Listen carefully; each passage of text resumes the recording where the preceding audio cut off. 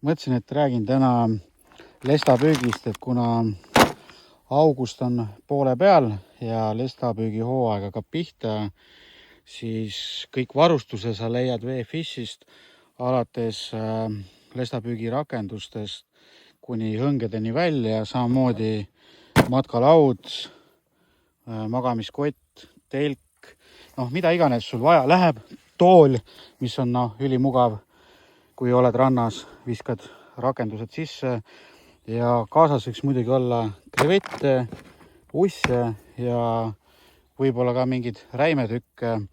Et ma teen nüüd esimese katse ise siin 2 päeva proovin siin esialgu Haapsalu kandis. Praegu ma lihtsalt keerasin siia sisse, et äkki on rahulikum see esimene video ära teha. Muidu ma lähen siit edasi Peraküla randa, see on üks koht, kus käia ja homme vaatan Hiiumaale, et hooaja algus on. Ma ei kujuta ette, kas ma midagi kätte ka saan, aga seda näeme siis järgmises videos.